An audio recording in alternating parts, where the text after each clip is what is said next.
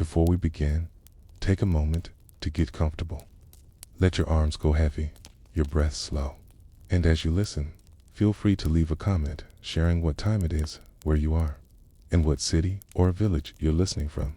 It's love to know. And if you'd like more quiet stories like this one, don't forget to subscribe so they gently appear when you need them most. Now, let's begin. It began not with a discovery, but with the silence, one tucked away in the back of the Vatican's vast archival labyrinth, where even the lights seemed to dim in reverence. This wasn't the main archive, where known saints and cardinals were, filed with precise Catholic order. It wasn't the heavily guarded underground vaults rumored to contain forbidden knowledge.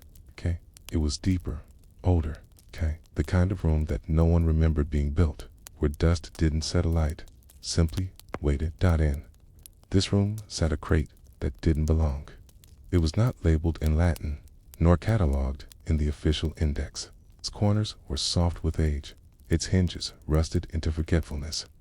But the oddest part of all was what it smelled like. Not incense, not mildew, but something faintly sweet and earthy, something like linen and myrrh. Inside that crate, beneath layers of loosely wrapped cloth that once may have dressed a body, was a single roll of papyrus. It was neither broken nor flaking, no fragments, no scorched marks from fire, It looked as if it had been written yesterday, though the ink had long faded from black to brown. Across the top, almost imperceptibly, was a line in ancient Egyptian, Demotic script, everyday script used by scribes who lived far from pharaohs, the kind used by people who were never supposed to leave their names behind. The scroll had no files, no reference in Vatican reports, and no reason to exist in a Roman archive. Yet, it did, and for reasons no one could fully explain. It had been handled only twice in 400 years. The first time was in 1624, when it was brought in with a batch of antiquities donated by a Spanish Jesuit returning from Cairo.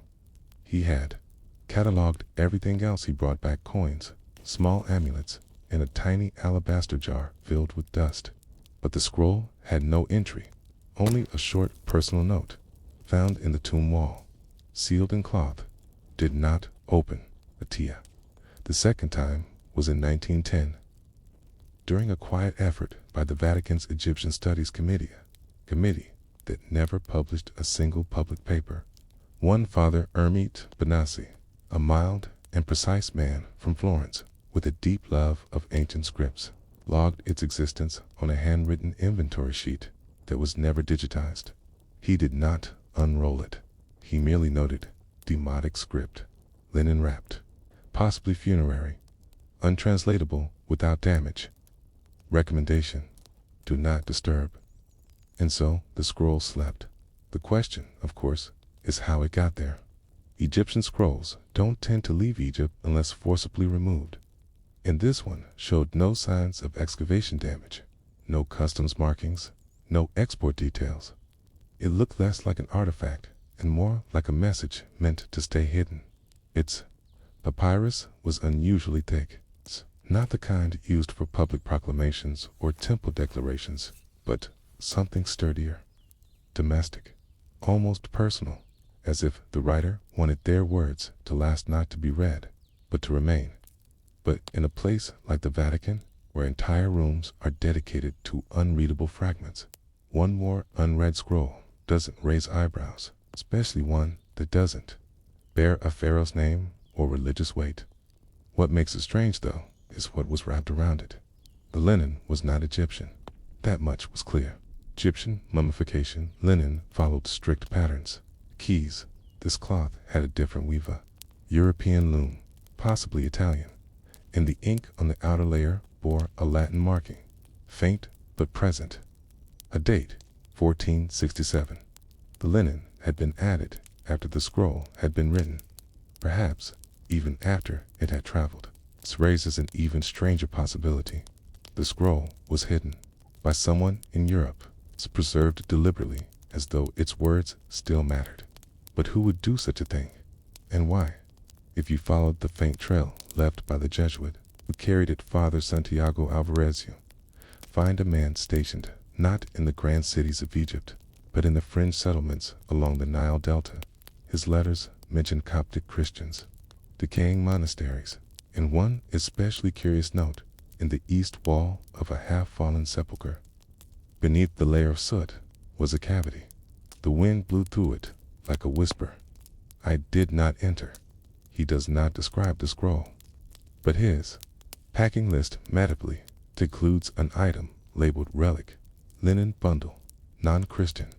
It is this bundle that ends up in Rome, and here the details grow thin. Some speculate that the scroll contained funerary instructions, perhaps written by a scribe who could not afford a tomb inscription. Others believe it was a letter and appeal to an afterlife god, or a declaration of faith in a deity long abandoned. But no one knows for certain, because no one has dared to unroll it, not in 400 years, partly because it might disintegrate, partly because there's no rush, and partly because, in the Vatican, unread knowledge often speaks louder than what is known. A scroll that no one can translate becomes, in a way, more powerful than one that has been opened and explained. It becomes a symbol of what might be lost, or worse, what might still be waiting. There is also this. In 1996, during a digitization effort, a team was granted access to several unexamined boxes in the same room. One researcher, a young linguist named Sophia Viteri, made a note in her personal journal about a scroll that smelled oddly fragrant, like old resin or cedar. She recorded its placement, box 14, section E, behind a stack of empty folios. But when she returned 2 days later, the box was gone. No formal record was made, no report filed, and when she asked the lead archivist where it had gone, he replied, "There is no section E in that room." She later left the archive. Her doctoral dissertation was never finished, and though she declined to speak publicly, in a private letter shared with another researcher, she wrote, "Some knowledge is not lost, it's just kept waiting, and sometimes it waits too long." So the scroll remains, wrapped in layers of mystery, protected by linen that doesn't belong, sealed in a crate with no label, in a room without windows. It has never been opened, never translated, and perhaps never will be. But still, it waits. A story without a reader. A message for no one. And that's where the mystery deepens, not in what the scroll says, but in what it was meant to say. Right? Would someone carry a papyrus half a world away and never read it again? Why preserve it so carefully, only to bury it in a different kind of tomb? And more curiously, who knew it was there? It's because somewhere within the layered silence of that archive lies the thought that perhaps someone does know, and they're simply not telling. The papyrus remained still, wrapped in layers of linen, seated silently in a room that few even knew existed. Its meaning eluded not only scholars, but time itself. For centuries, it was neither studied nor destroyed, only preserved. But something odd began to happen in the early 21st century. Scholars started asking the wrong questions, or maybe the right ones. What was it really that made this scroll feel forbidden? You might expect the Vatican archives to be filled with unread scrolls, undeciphered fragments, and undocumented relics, and you'd be right. But most of those are known unknowns. They're referenced, mentioned in obscure catalogs.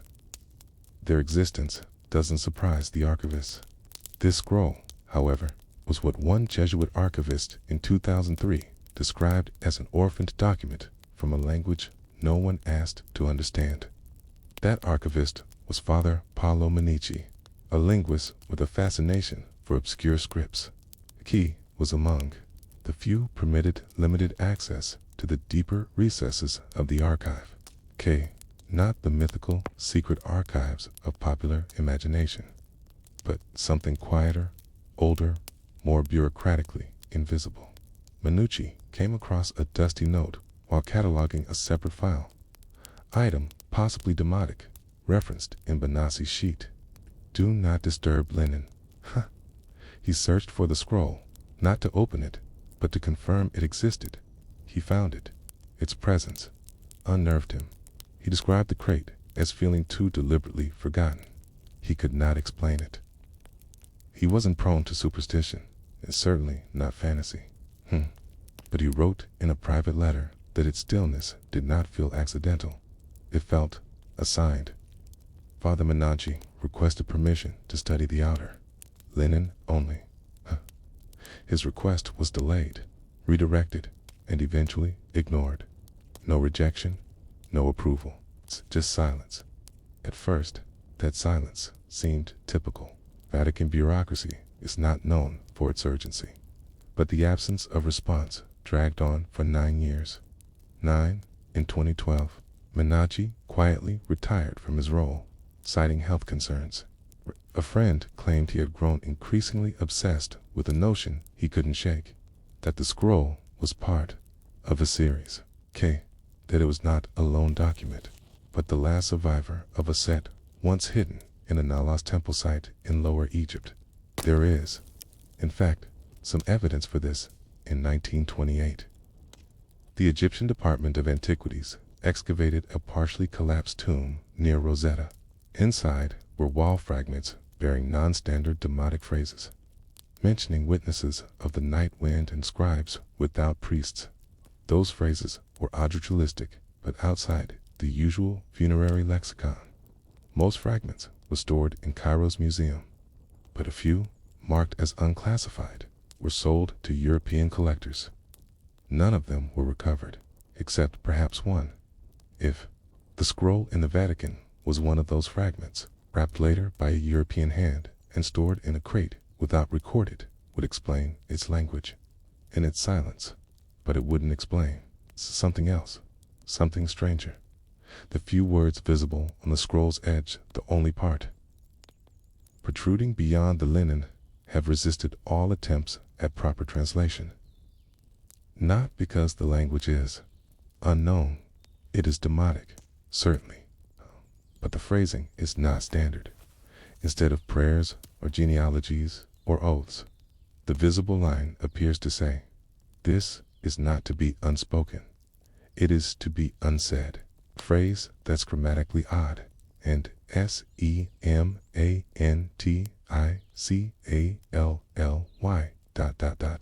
haunting. Linguists argue about its meaning. Some say it's a ritualistic negation, like a funerary spell meant to cancel itself out. Others believe it's a warning, less about the scroll's content and more about its function, that it's not about remembering, but about forgetting. And that's not without precedent in certain sects of Egyptian priesthood, especially during the late period. There were practices where writing was used not to preserve, but to bury, to silence. Some scrolls were intentionally created to obscure knowledge, to mark it as known only to the gods. Their purpose was not transmission, but insulation, like spiritual asbestos, designed to keep dangerous knowledge from spreading. This is not fanciful theorizing.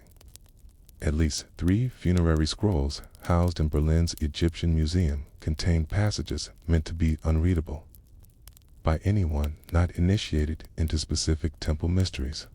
These scrolls were ritually damaged symbols crossed out, names reversed to ensure misunderstanding.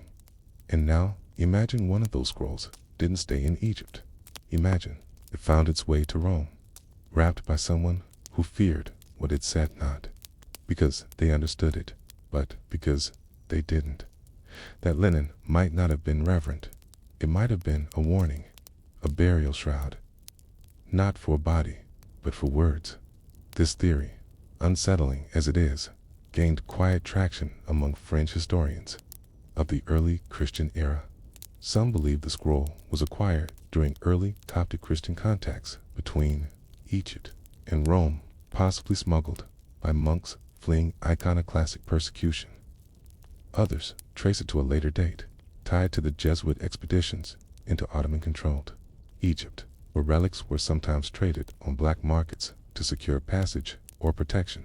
But here's where the trail bends again. In 2017, a retired Vatican archivist, speaking under anonymity, claimed the scroll had been moved. He did not say where, but he suggested, in elliptical language, that it had been reviewed by a team not listed in the official archive, a kind of invisible oversight group answering not to the library, but to the Secretariat of State. He didn't provide documents, only a statement. Some items in the collection are not preserved for faith. They are preserved for silence. Silence. That word again. It circles this story like a hawk. Never landing. Silence in the acquisition. Silence in the response. Silence in the language itself. What if the scroll's power lies not in what it says, but in what it makes us afraid to say? What if its very structure is designed to mute something not a voice, but a memory? A ritual to remove, a record to unwrite as we drift further into the archives. Another mystery stirs. In 2021, an independent researcher working with digital infrared imaging examined photographs of similar papyri stored in the British Museum. One image, mislabeled and stored in a folder from 1906, shows a scroll fragment nearly identical in size and linen wrapping to the Vatican one. The markings match. The ink stains follow the same drift. T's phrase is identical, though translated differently at the time as "speak nothing of this." If true, then more than one of these scrolls exists, or did, but only one is accounted for, which raises a final, a settling thought. If multiple versions once existed, and only one survives, what happened to the others? Were they destroyed, lost, or hidden better? And if so, by whom? By whom? The Vatican rarely destroys anything. Documents may be locked away, boxed into irrelevance, or cataloged so vaguely they effectively vanish, but true destruction is uncommon. That's part of what made the whispers surrounding the linen-wrapped Egyptian scrolls so persistent. Not because someone tried to burn it, because someone almost did. It was in the spring of 1964, long before Father Minucci ever laid eyes on the crate. When a junior librarian brother, Alexei Renzoni, was assigned to clean out a storage corridor near the climate-regulated vaults beneath the Archivum Secretum. His instructions were mundane: confirm shelf inventory, clog uncatalogued crates, and dispose of rotting or duplicate materials. Vatican records from that year confirmed the reorganization campaign. It was an effort to modernize the archive's indexing system. But Renzoni's private notebook, discovered decades later in the estate of his nephew, tells a different version of events. He came across the crate not on a shelf, but behind a false wall panel nestled between two archival air shafts. The crate had no label, just a black symbol drawn in oil on its front. The symbol, crudely brushed, resembled a circle with 3 rising lines. It didn't match any Vatican classification. He opened it. The scroll lay within, not crumbling, not brittle, but preserved, and wrapped in cloth that didn't seem European. Renzone noted in his journal that the linen carried a scent, dry, woody, almost like pine and desert wind. The ink was still faintly visible on one exposed edge. He copied the visible phrase phonetically, since he didn't recognize the language, and resealed the crate. When he asked his supervisor what to do with it, the answer came back the next day: crate not logged, label for destruction. But something made Renzone pause. He returned to the crate that night with a paraffin lamp and stared at the linen. He described a strange effect. The ink seemed darker at night, as though drawn to the flame. It didn't glow, but it pulsed faintly, like old memories surfacing. The words seemed less like writing and more like bruises surfacing through skin. The next morning, he removed the crate from the destruction list. He marked it instead for material study.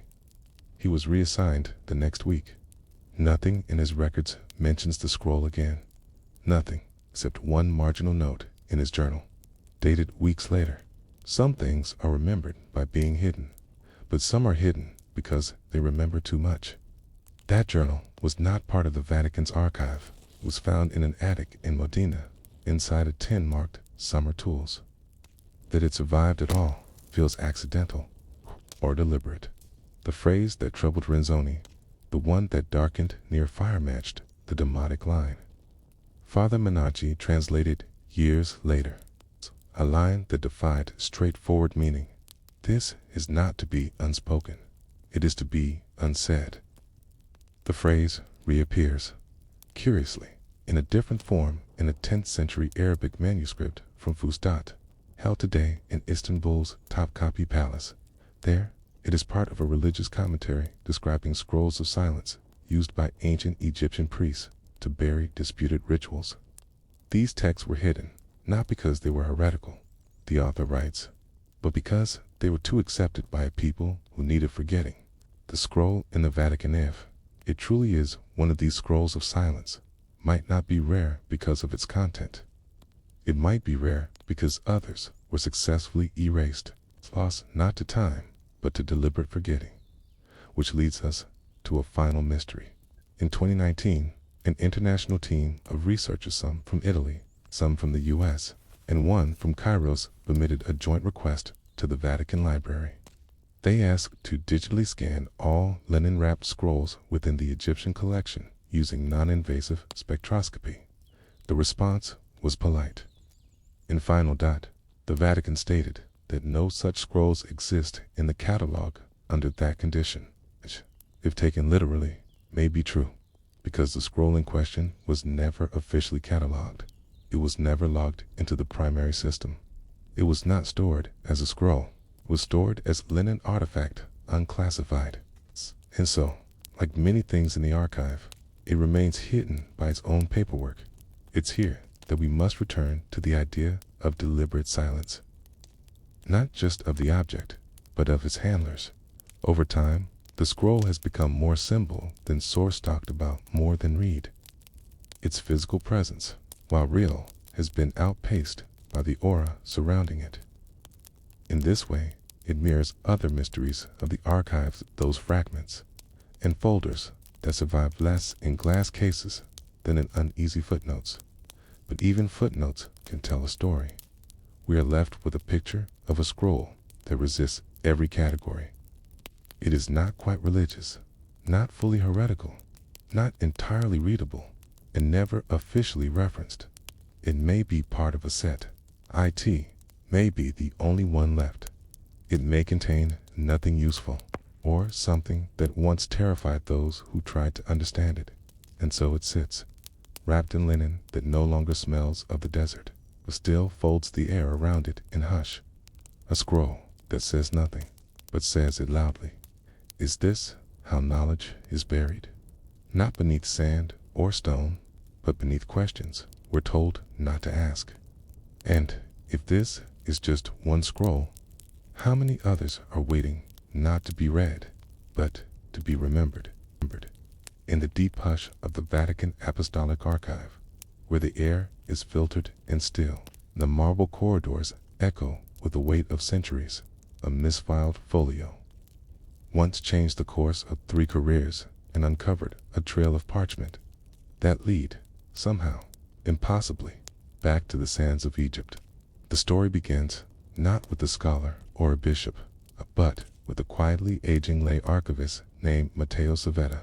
By all accounts, he was a man of habit. Tea precisely at 2:10 in the afternoon, worn leather shoes that squeaked down the same aisle each morning, and a preference for Latin over Italian in conversation, even when speaking to himself. For decades, Matteo had worked in the background of the Great Archive, while others sought glory in deciphering papal bulls or annotating Galileo's trial records. Matteo filed. He knew where everything was, even if he rarely knew what it meant. His fingertips had touched documents written by saints, heretics, and forgotten kings, though he would never have thought of himself as part of their story. But one day, reshuffling a shelf of unremarkable diplomatic letters from the 19th century, Matteo noticed something odd. There, wedged between 2 dispatches about Austro-Hungarian trade concerns, was a folder bound in thick papyrus-colored vellum. It was not catalogued. The ribbon that tied it was older than the paper that surrounded it, and it had no title. Archivists do not often open untitled things. They document, tag, and pass them along to the scholars whose job it is to interpret. But Matteo, without knowing why, undid the ribbon. Inside were 4 sheets of extremely old paper, more linen than pulp. Ink was dark and precise, with a faint bronze sheen, the kind used in illuminated Egyptian Coptic manuscripts. The script was Coptic, but interspersed with Greek, and there was a seal, not wax, but clay, impressed with a figure unmistakably Egyptian, a falcon perched atop a broken reed, surrounded by what seemed like stars. Matteo stared at it, blinking, not because he understood, but because he didn't. This wasn't supposed to be here. Not in a folder from the 1800s, not in a drawer labeled Austria Minor Envoys. He did what he always did. He filled out a misfiling report in perfect script, assigned the document a temporary tag. And because it was late and he wanted to avoid unnecessary questions, quietly tucked it under his arm and brought it to a trusted friend. That friend was Sister Benedetta, a former linguist turned curator who had traded the front lines of papyrology for the cloistered quiet of archival service. Matteo handed her the folder in silence, as if it might bite. She studied the seal for several minutes before speaking. "This shouldn't be here," Kaya said softly. Matteo nodded. Double quotes, "This, ... This might be pre-Islamic, okay? This." She tapped. The broken reed beneath the falcon was used only once in inscriptions linked to a pharaoh named Akhmos Khimra. Matteo blinked. "I've never heard of him." "Few have," Benedetta replied, "'cause no one is sure he existed." Vatican Archives are not a single place. They are a network winding beneath and around the Vatican grounds, like catacombs of memory. Some rooms are climate-controlled and illuminated with soft museum lights. Others are shadowed, sealed by rotating steel vaults, their keys known only to a handful of living clerics. And somewhere among these halls, Sister Benedetta suspected more fragments of this forgotten pharaoh's tale might lie. She began searching. Quietly, carefully, she combed through old shipment manifests from Napoleonic expeditions, notes on Jesuit missions to Luxor, and strange letters from 17th century priests describing scrolls too sacred for translation. Many led nowhere, but a handful led to something stranger. There were sketches, poorly preserved, of tomb walls depicting a ruler without a crown, a man shown not standing but seated among scribes, his head uncovered. There were translations of Egyptian hymns, referencing a king of silence whose name could not be spoken aloud. One letter, dated 1823, claimed that a crate of papyri had been diverted from Marseille under Vatican request for the purposes of preservation. But nowhere in the official records were these crates listed as received. The crates had vanished. One detail kept returning, like a forgotten refrain. Akhmos Khimra was always shown with stars on his garments. Not just decorative stars, but mathematical ones, star maps drawn in grid-like precision. One papyrus referred to him as he who measures the sleeping sky. And, in a margin note, a translator had scribbled, possibly involved in timekeeping, not a usual pharaonic role, a king of time, in the middle of a dynasty defined by war. Sister Benedetta sent for one more person, an astronomer. Father Julian Marek was not an archivist. He taught observational astronomy at a small seminary and spent his nights measuring stellar positions on a dome atop a quiet hill in Lazio. But he had once helped reconstruct ancient Babylonian charts for the Vatican Observatory's museum wing. When presented with the seal and the papyrus, he said only, "This map isn't decorative. It's a sky chart, and it's centered on Sirius." Sirius, the dog star, was sacred in ancient Egypt. Its heliacal rising marked the flooding of the Nile. Its appearance meant survival. but the grid pattern behind it was wrong. This was drawn not from Thebes, Merrick whispered, but from somewhere farther west. The alignments suggest a different latitude, possibly Libya, possibly ... Rome. They all paused. Why would an Egyptian pharaoh chart Sirius from the future location of the Vatican? Why would his seal, a broken reed and a falcon, end up in a folder mislabeled with 19th century trade documents? And if he had never existed, why were there so many fragments of his name, his symbols, in his sky, quietly scattered throughout the archive? The Vatican is built upon older stones. Beneath its foundations lie the bones of Roman senators, pagan altars, and the traces of temples long forgotten. The Tiber does not reveal its secrets easily. Somewhere beneath the city, it seemed, had lived a man who studied the stars, and who had, for a brief moment, been considered a king. Sister Benedetta pressed her palm flat against a fragment of clay once more. It's not that they forgot him, Spee murmured. It's that someone wanted him forgotten. Lead. Quiet thoughts spoken in a room where thousands of years of silence, gathered like dust, remained unanswered. Why would the Vatican hold fragments of a king it never acknowledged? And why were his stars pointing here? In the weeks that followed Sister Benedetta's discovery, silence became her companion. Not silence of the soul or conscience, but the kind of professional quiet that surrounds those who know they're following a trail no one else believes exists, in a place where documentation was sacred and every movement left a paper trail. Benedetta chose to leave none. She spoke to no one outside her tight circle. Matteo, the meticulous archivist who had brought her the sealed folio, and Father Marek, the Jesuit astronomer with his ear always tuned to both scripture and the sky. Together, they formed what was less a conspiracy and more a study group, one drawn not by politics, but by persistent fragments of forgotten Egypt. Their working hypothesis was simple, if speculative. A minor Egyptian king, possibly erased from dynastic records, had not only existed, but somehow left clues, not in Egypt, but in the heart of Rome.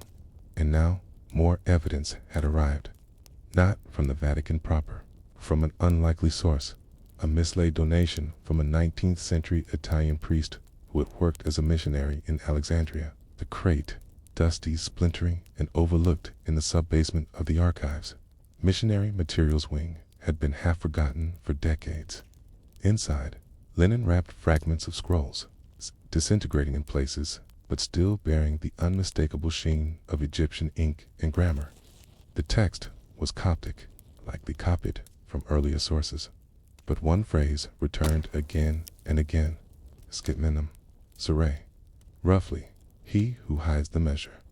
Father Merrick looked at the parchment under magnification. These aren't just religious hymns. Some of this is geometry.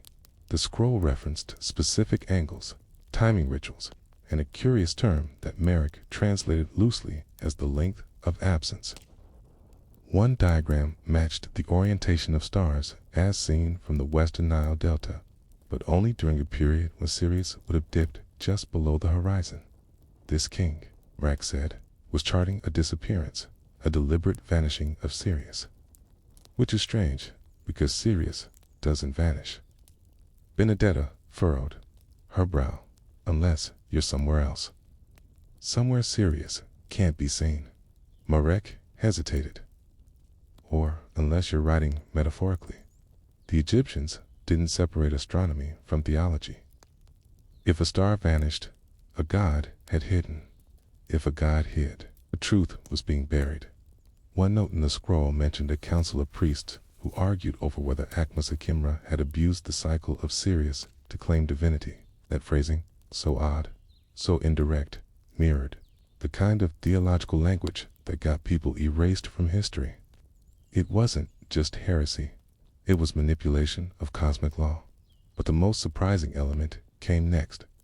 The scroll referenced a translation, not of Egyptian texts into Greek or Latin, but into early ecclesiastical Latin, and claimed it had occurred at the library of the Seven Arches, a location known only in one other document within the Vatican, a centuries-old inventory listing fragments of wisdom from the Nile, stored under the seventh arch. There is, beneath the old quarters of the Vatican Palace, a series of sealed vaults known colloquially as the Seven. They were carved into the bedrock of the hill long before the Vatican Library formalized its architecture, and each contains items deemed too volatile, sacred, or simply peculiar for general review. These are not public. Most are sealed with multi-signature approvals, accessible only under papal or cardinal instruction. But vaults require maintenance, and Matteo, for all his quiet presence, had long been the man responsible for organizing that maintenance schedule. So it was Matteo, cautious and slow-footed, who requested to shadow a temperature and humidity check in Vault 7, claiming a need to log conditions affecting textile-bound relics of Egyptian origin. He had a cover. He had a reason, and when the steel door clicked open with a wheeze and the old bulbs flickered to life, he stepped into a world that had not moved since the 1930s. The vault was small, no larger than a chapel's nave. Wooden crates lined the walls, labeled with tags written in tight, old Italian. The air smelled faintly of dust and cedar oil. And in the far left corner, atop a shelf marked Miscellanea Egyptiana, sat a long, narrow box, blackened with age, sealed with cord, and labeled only SCR 215. Inside were 3 items: a silver astrolabe, Islamic in design but bearing a crude engraving of a reed and falcon, a torn scroll fragment in Greek and Coptic, faded, water-damaged, but unmistakably referring to the king whose tomb was not sealed, and a carved piece of ivory, circular, bearing the star Sirius and what looked like a map, not of Egypt, not of Italy, but of stars over the central Mediterranean. The artifact had no known record in the Vatican catalog. Back in Benedetta's small office, under sterile lighting and hush-toned conversation, they laid out the map. The inscriptions on the ivory disc described a ritual that could only take place during the Eket, the season of Nile flooding, when Sirius rose just before dawn. But again, the orientation was strange. The ritual described was not one of agriculture or coronation. It was one of removal, a phrase repeated several times, to hide in the house of stone. Akmosikimra had orchestrated not his ascension, but his disappearance, perhaps a self-imposed exile into a foreign land, perhaps into death, perhaps into the records of another empire entirely. And now, 2,000 years later, those records were here, disconnected, fragmented, hidden under false labels, yet still breathing through every curl of papyrus and crack of ivory. The silence around Kamosa Kimra was not just historical forgetfulness. It was methodical.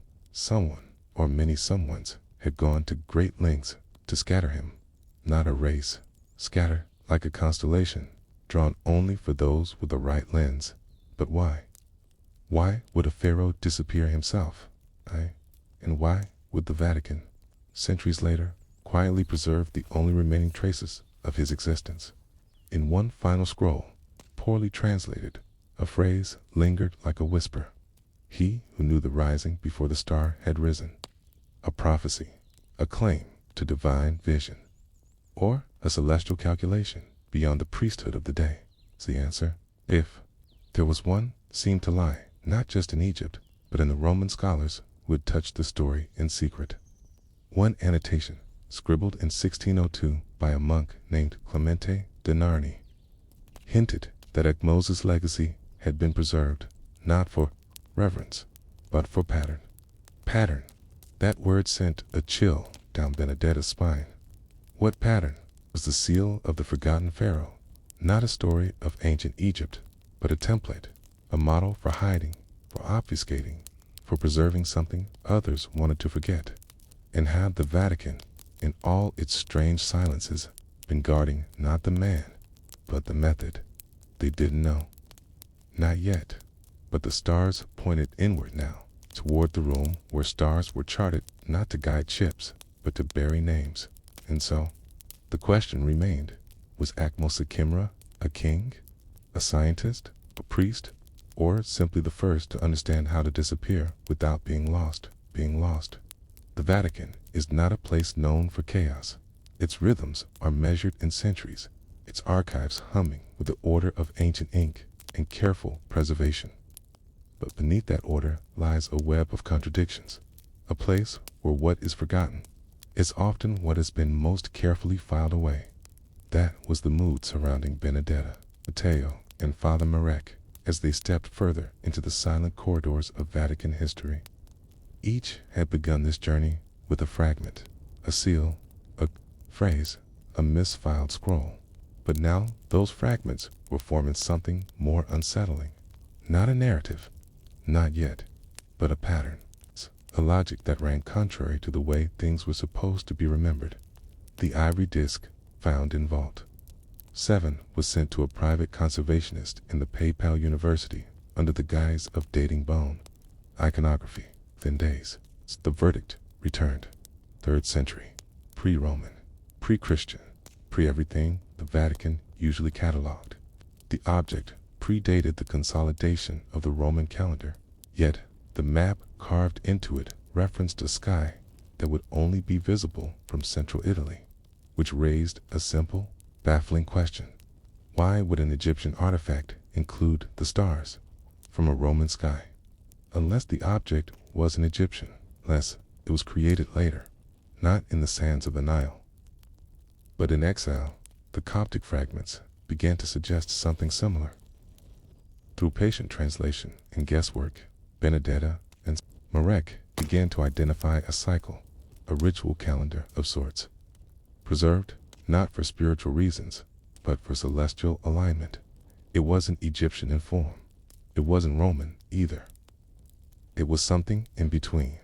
The scholar priest who had compiled the texts had left a note beside a broken margin. He ruled beneath no throne. His days were counted by the moon. His name erased for the favor of others. And again, that phrase returned, to hide in the house of stone. This was no ordinary burial. It was not a tomb. It was a transfer, a method of preservation through disappearance. A man who made himself unknowable by scattering his signs in a place no one would think to look. The more they investigated, the more the pattern emerged. Kamosakimra was never meant to be remembered in Egypt. His memory had been moved, transplanted like a relic into Roman soil. And just as relics are never displayed without permission, neither was his story. One evening, well past the quiet curfew of the archive halls, Benedetta sat with a forgotten monograph written in 1894 by a Jesuit named Father Donatus Ricchetti. It was a dull volume minus 512 pages of meditations on the parallels between Egyptian and early Christian fasting rituals until page 487, where a footnote caught her eye. Some of the earlier liturgical practices around the Feast of Transfiguration bear resemblance to the Nile flooding rites, specifically those recorded in the Scriptura Fragmentum 7, said to be a translated set of instructions by a certain king without tomb brought to the Roman highlands. It was a single sentence, a footnote in a book nobody read, quoting a document nobody admitted existed. Scriptura Fragmentum VII. Matteo traced the name to a forbidden register stored in the Vatican's codices of Apocrypha. The register confirmed it: one folio, 24 pages, kept under seal since 1731, withdrawn from scholarly access by Cardinal Prospero Lambertine, the future Pope Benedict XIV. The reason for the withdrawal: non-conforming theological framing of celestial hierarchy. References to unsanctioned lineages. Matteo had never seen the actual folio. Few had. But once more, patterns revealed themselves in the margins. The seal that had led them here, the cartouche-style mark burned into the base of the ivory disc, appeared again, this time drawn in pencil on the register page, a falcon within a half moon. It was not the symbol of Horus, nor of any known pharaoh, but it was the mark found on the only known funerary object, linked to the prescribes of Elephantine during the Ptolemaic period. Elephantine, the island at the border of Egypt and Nubia, where soldiers, traders, and scholars from Egypt, Greece, and the East once coexisted, where boundaries blurred, where languages collided, where the Temple of Khnum once housed scrolls written in Greek, Aramaic, and Egyptian, and where, as one fragment hinted, a son of a forgotten king was exiled before being extracted to Rome. Not buried, extracted. The theory was beginning to settle. So what then was the Vatican hiding? Not a conspiracy, not a relic, but a logic, a precedent that erasure and preservation are not opposites, but cousins. That to truly preserve something dangerous, it must not be hidden, but misfiled, given a new name, a new language, new context. Akmal Sakimra had not simply disappeared. He had been archived. His name had changed. His lineage had been erased from Egypt, but left as a faint watermark on Roman calendars. His star maps were rewritten as liturgical astronomy. His rituals were reframed as fasting and light festivals. His methods, his logic of secrecy, became woven into how the early Roman Church understood the divine. He was never meant to be remembered as a king. He was meant to be remembered as a principle, a pattern of silence.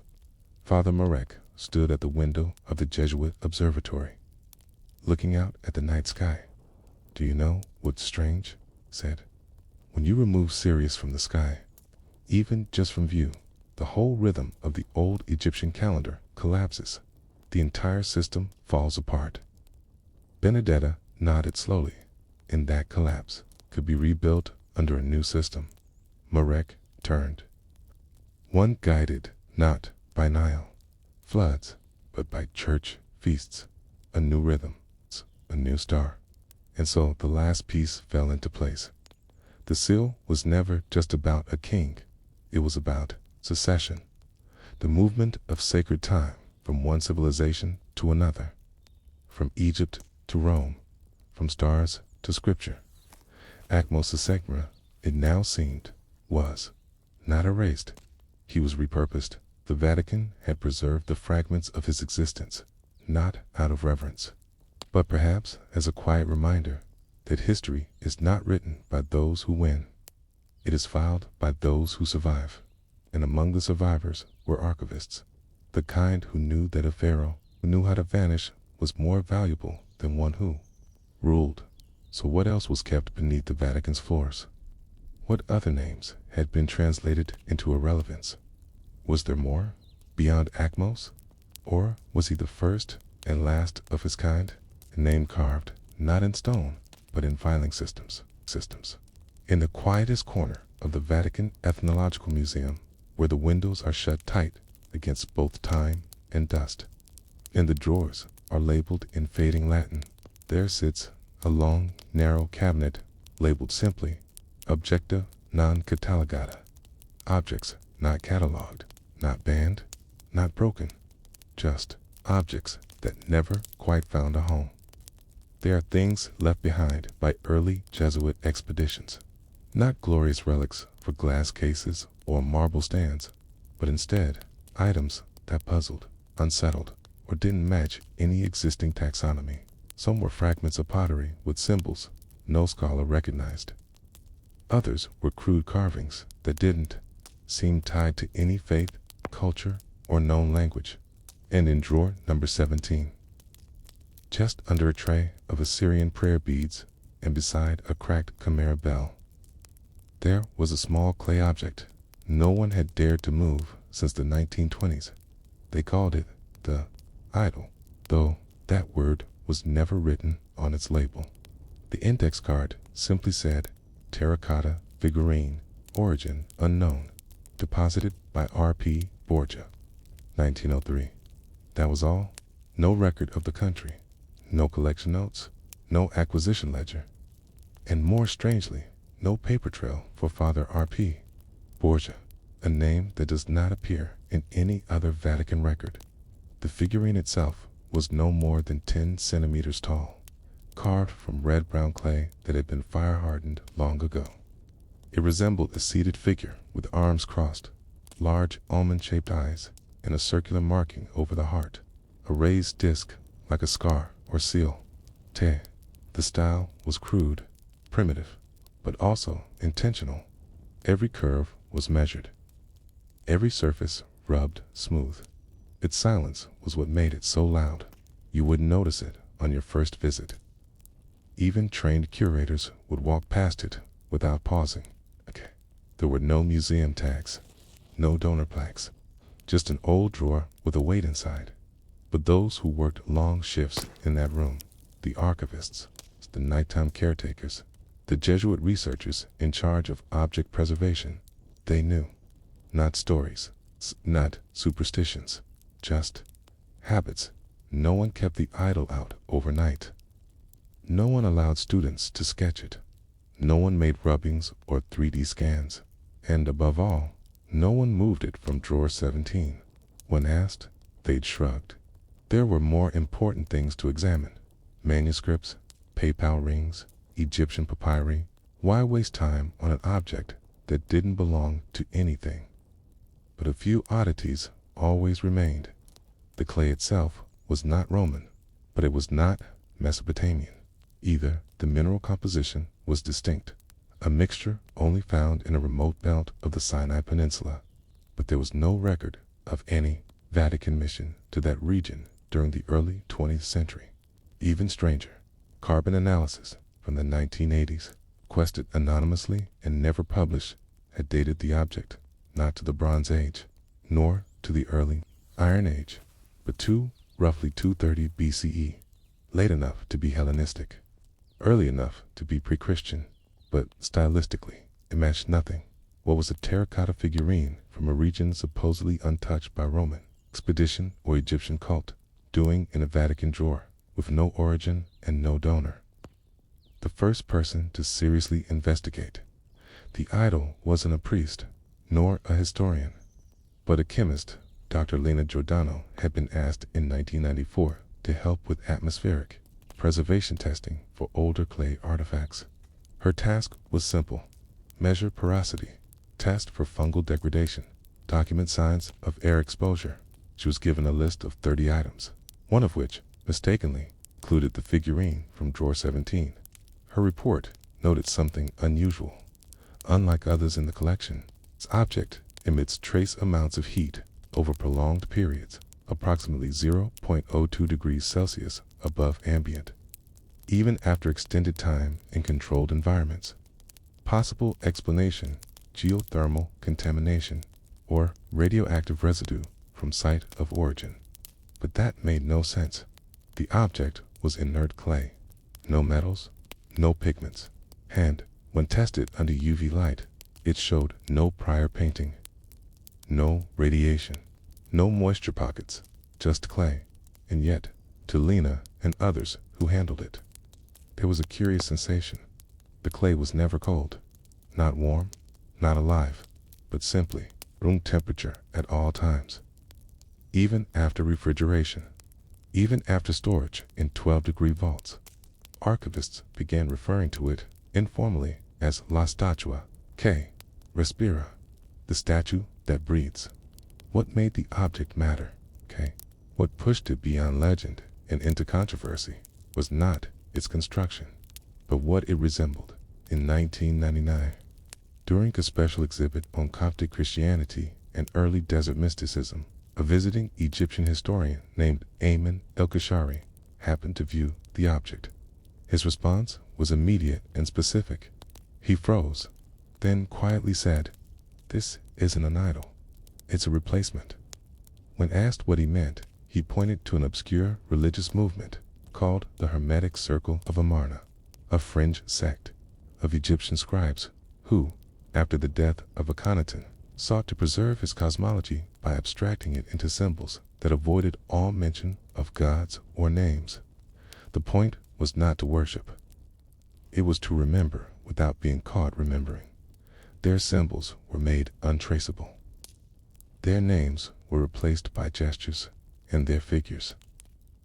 They were left blank as placeholders, according to El-Kashari. The figurine in the Vatican drawer matched the few surviving sketches of placeholder icons used in exile among Amarna's remaining priests, which raised a chilling question.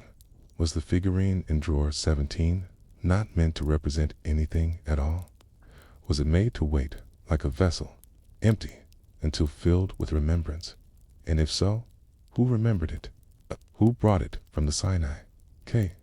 Why did it end up under the care of a Jesuit with no record? No one knows what happened to El-Kashari. He returned to Egypt a few months later and died of what was reported as a heart attack. No autopsy was performed. No further papers were published. His draft essay, titled Placeholder Gods of the Desert, was never found, but his visit changed everything.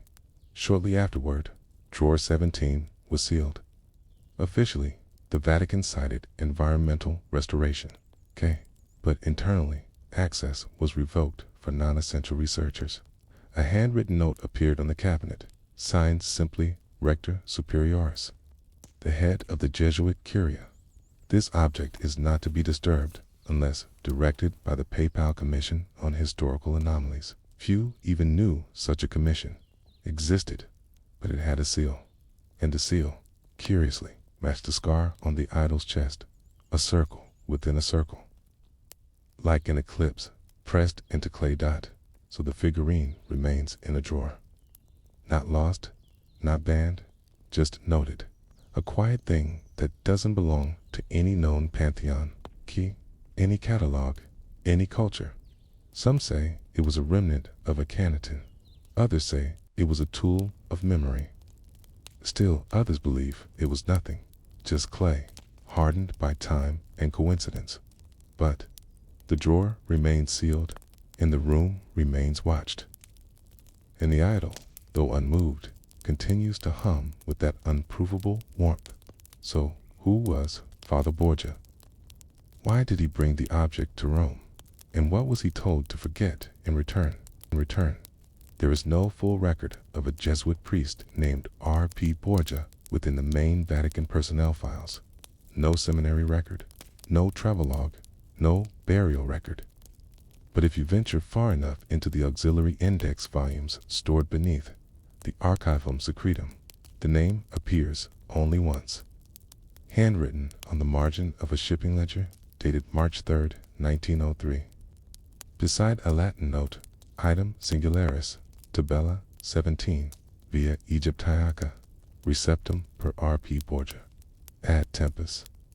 One singular item, drawer 17, by Egyptian root, received by Father Borgia. For now, not for study, not for display, just for now. The implication being that whatever was received was neither meant to be preserved permanently nor destroyed. It was waiting.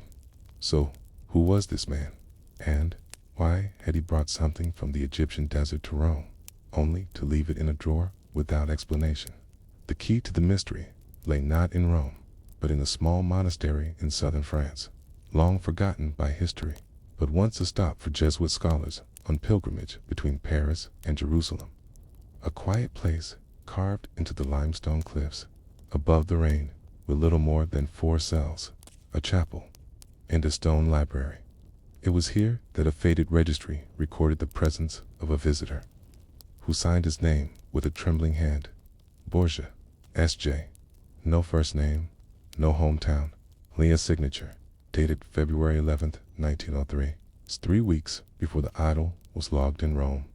The monastery's journal, a collection of daily notes and guest observations, contained a brief mention of this Borgia.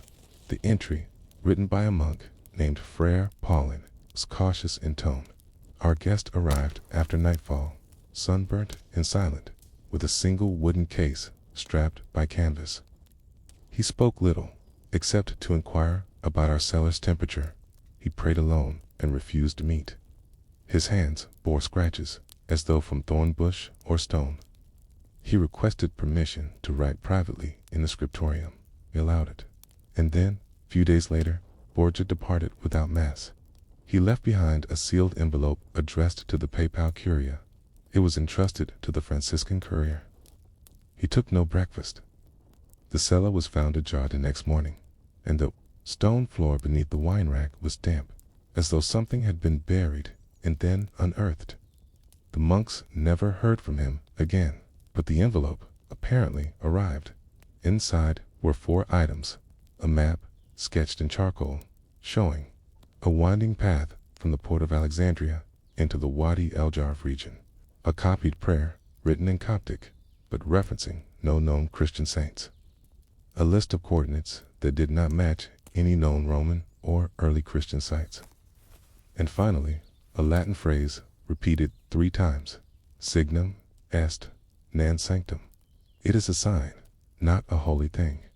This phrase would later appear again in 1931, typed into a restricted memo regarding unclassified objects, a list of artifacts to be observed but not venerated. Among them, the terracotta figurine in drawer 17. What did Borgia find in the desert? At the time, early 20th century Egypt was teeming with explorers. British archaeologists were unearthing tombs. French scholars were photographing temples. Ottoman agents were monitoring antiquities. But there were also those who traveled quietly.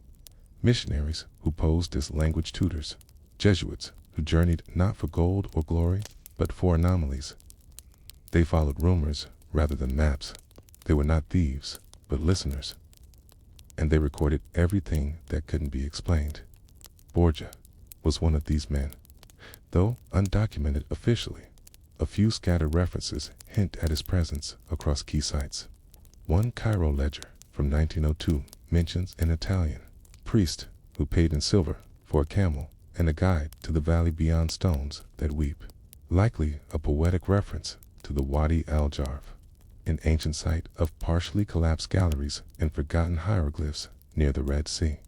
There, according to local Bedouin oral tradition, lay a collapsed shrine built not of stone, but of hardened mud brick shaped into a dome with no door, and a single object inside, a clay figurine that could not be cooled. This brings us to the most puzzling detail in 1928. A Vatican astronomer named Father August Muller published an internal research note, never meant for wide distribution. The paper, translated roughly as chronotemporal thermic retention in silicate objects, described a peculiar anomaly in certain ancient clays recovered from regions influenced by intense solar worship.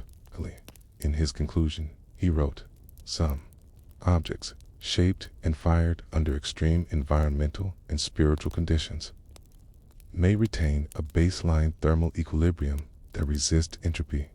They are not warm, yet they are not subject to external cooling.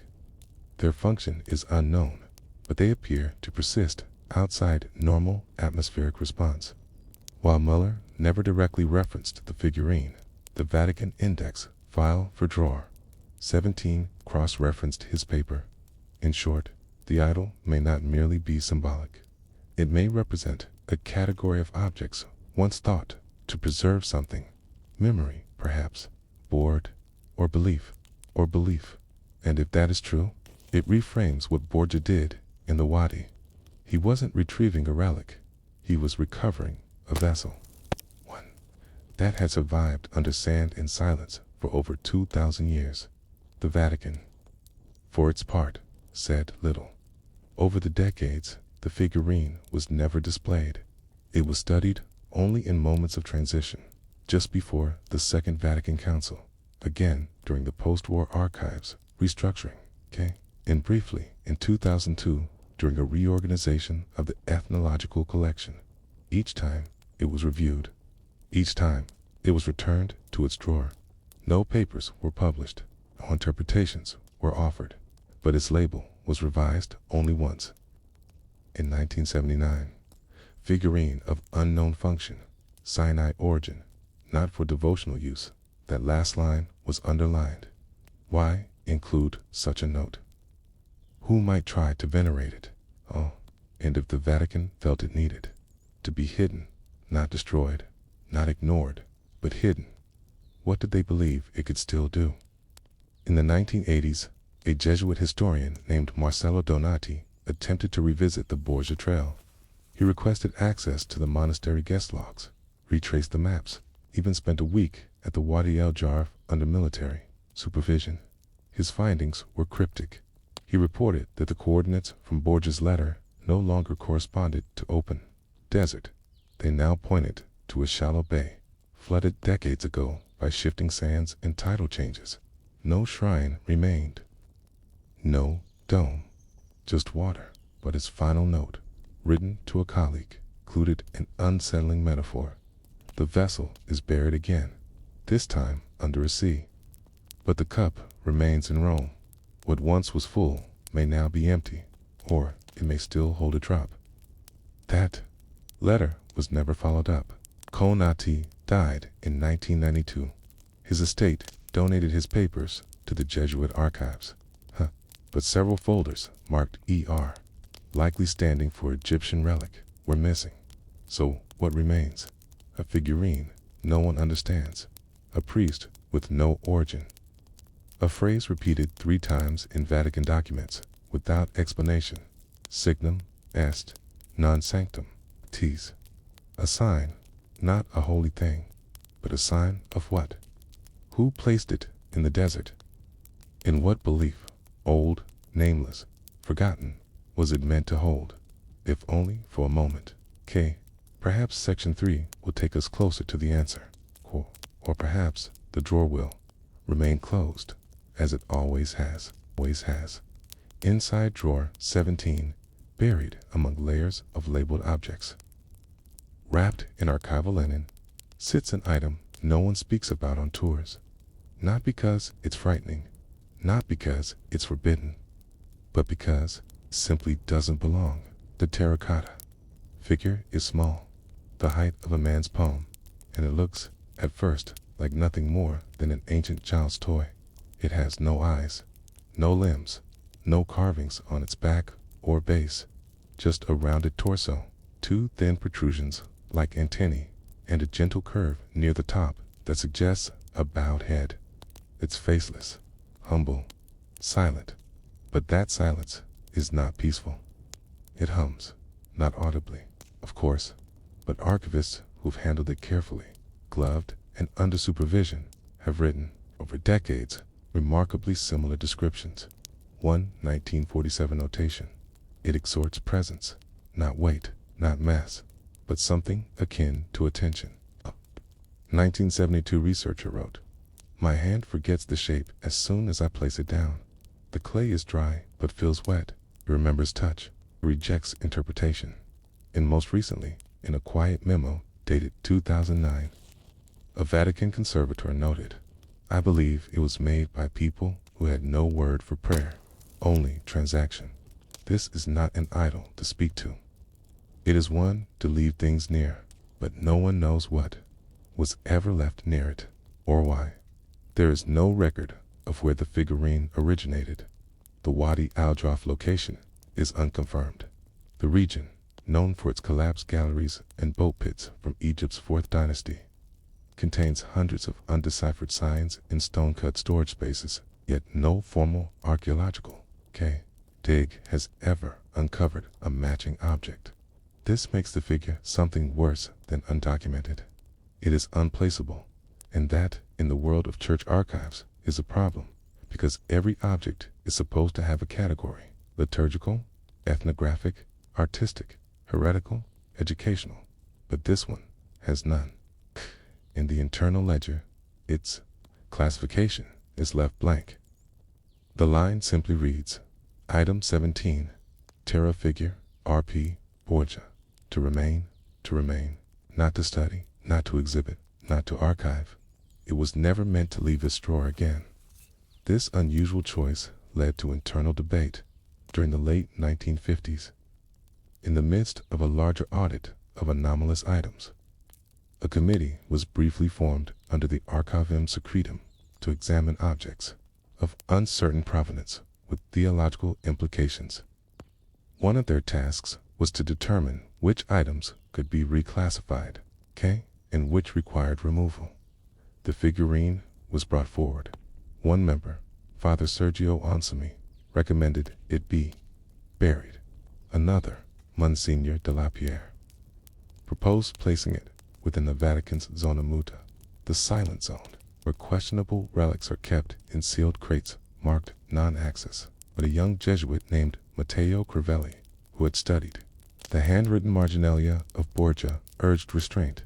He argued that the object was not dangerous, only misunderstood, that perhaps it belonged to a category of sacred history the Church had never formally recorded, neither demonic nor divine, but pre-theological. He used a phrase not often heard in official rooms: "We are stewards, not owners. We must make room for the unknown." The vote was split. 3 in favor of burial, 3 for silent storage, and 1 abstention. Crivelli abstained. His note, left in the official record, read only, "It is not ours to erase." The object returned to its drawer. What does it mean when the Church, an institution built upon centuries of order in the world, encounters something it will not name? Throughout history, there have been moments when silence said more than doctrine, when ancient statues were quietly bricked, canked into walls rather than smashed, when scrolls deemed uninspired were wrapped in silk and hidden rather than burned, when holy places of other faiths were repurposed, not razed. These are not acts of reverence. They are acts of fear mixed with respect, the kind reserved for things too early, too old, or too essential to categorize. And perhaps that is what the idol is. Not a god, not a demon, but a fragment of an idea that predates both. One theory, found only in the private writings of a 20th century Jesuit anthropologist named Henry Lozano, offers a tentative hypothesis. Lozano believed the idol came from a proto-theological desert sect predating the Egyptian dynasties, a people who believed in transactional memory. They did not pray. They did not praise. They offered memory to objects as a form of survival. In his notes, he wrote, "To forget was to die. To remember was to exist." They placed memories in shaped clay, sealed with heat and pressure, and believed that those who held the object could inherit not the thoughts, but the consequences. What consequences? Lozano believed these figurines were placed in shrines, not as representations, but as receivers. They did not represent beings, God. They became them, not in spirit, but in weight, God. They took on the moral weight of the people who touched them. And so, perhaps Borgia, alone in that limestone shrine, brushing sand off a sun-fired idol, felt not revelation, but consequence. He did not venerate the object. He carried it, because someone had to. There is an entry in the Vatican's compendium of contested objects, written in the quiet, spare style typical of church documents. It refers only to item T17, and it contains this single sentence: "May it be held without belief and stored without denial." What does that mean? To believe in something often demands definition, but to not deny something, to allow its continued presence. That's a different form of acknowledgement altogether. It implies stewardship, not authority. And that may be the true reason the figurine remains today. The drawer is opened once. Every 10 years, the linen is inspected. The box is resealed. The temperature is logged. And then, quietly, the archivist makes a mark in the ledger. A tiny, unobtrusive tick. A single line. The last recorded inspection was in 2022. The next is scheduled for 23/2. No one speaks of removing it. No one suggests study. It sits, still holding something. And so we are left with questions that have no proper place in official theology. Can clay remember?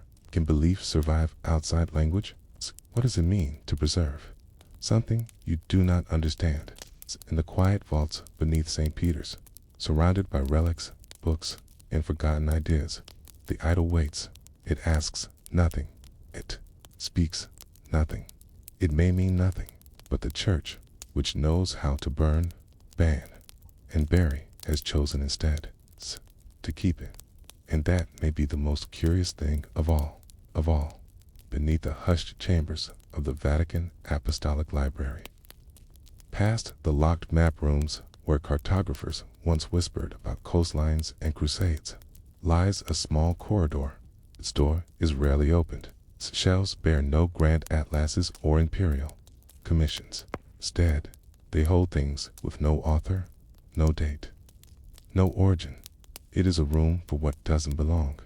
Among the many unclaimed folios stacked under linen, inside unlabeled portfolios tied with frayed cords, there is one peculiar item, a folded map, no larger than a dinner plate, pressed between two pieces of translucent calfskin, sealed at its corners by wax that long ago lost its color.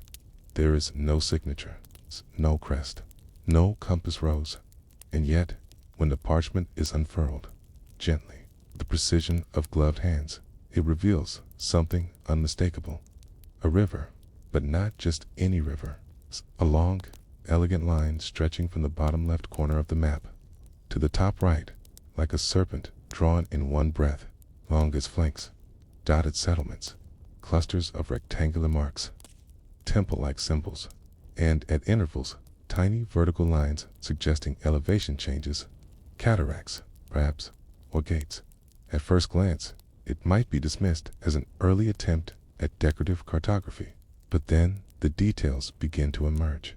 A bend that curves, just as the Nile bends, an island in the shape of elephantine, a cluster of parallel lines where Thebes should be, a great delta branching out like fingers toward an unseen sea dot, and suddenly, the conclusion is inescapable. This is a map of the Nile, and it predates anything. Europe was supposed to have, in 1883, a German Jesuit named Father Matthias Holtz was reviewing minor acquisitions from a neglected estate in Genoa. The estate had belonged to a diplomat's son who had returned from Cairo with a trove of curiosities. Among the satchels of papyri and broken scarabs was the folded vellum containing the map. Holtz recognized the shape of the river immediately. But what alarmed him was not the geography. It was the ink. Instead of typical European iron gall or carbon black, the lines were drawn with a mineral pigment not native to any Western tradition. After extensive testing, he recorded in his private notes that the pigment bore high traces of malachite and ochre, blended in a method consistent with late Old Kingdom Egyptian scrollwork. But how could such pigment be present on a vellum that had clearly been prepared using medieval European techniques? How could the Nile be drawn by someone who, by all accounts, had never seen Egypt? The Vatican did not place the map in any official register. Instead, it was labeled with a temporary tag, signed font, Latin for without source, and into the archives it went, catalogued alongside anonymous herbal diagrams, lunar calendars with unfamiliar moons, and folios of music written in forgotten notations. Yet the Nile map would not be left to sleep. In the 1930s, bring renewed church interest in biblical geography. Archivists began reviewing ancient cartographic fragments for hidden references to Eden, Noah's flood, and the Egyptian exile. The Nile map was brought forth once more. What puzzled scholars then, and continues to puzzle them now, is the absence of any writing. No names for settlements, no hieroglyphs, no Latin, no Coptic, not even measurement markings, just a river, pure and untouched by annotation, and where modern maps would indicate Memphis or Cairo or Aswan, there is only emptiness, as if the map remembered the river, but not the people. This led some to theorize that the map was not for navigation, but for ritual. A quiet theory emerged in the 1950s from a little-read thesis at the Pontifical Gregorian University. The author, Sister Maria Dorota, has spent a decade studying medieval Christian mysticism and its roots in older Near Eastern traditions. She suggested the Nile map may have been created as a visual prayer, not to guide the feet, but to prepare the soul, according to her research.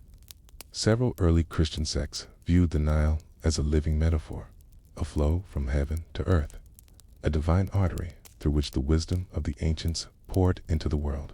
Sister Maria argued that the map may have served a liturgical function, placed on a table during private rites, meditated upon in silence. Its flowing inclines, meant to help monks or mystics envision a world before Babel, when all tongues were one and geography had no borders. It is not a map of place, she wrote. It is a map of memory. But this idea, while poetic, raised difficult questions. If the map was indeed a sacred object, why did it not bear a cross? Why was there no Christian symbolism, no references to biblical places? Others proposed it was something far older. A 1987 analysis by Dr. Paul Kirkman, a non-Catholic historian, allowed rare access to the item, found that the vellums, stitching, and seal were consistent with techniques used in Andalusia, in the 12th century, during a time when Arab, Jewish, and Christian scholars briefly shared knowledge across libraries. He theorized that the Nile map may have passed through a translator circle. Ancient Egyptian records were being copied, recopied, and translated, sometimes losing words, sometimes losing meaning, but perhaps, in this case, losing everything but the image. A memory stripped of its name. A river surviving without the people who named its bends. The most curious part, however, is what lies at the river's source, where modern maps might place Lake Tana or a set of Ethiopian highlands. This map shows only an open oval, not a lake, not a mountain, but a wide white space, drawn like an eye. No lines lead to it. No settlements exist around it. It is not shaded or framed.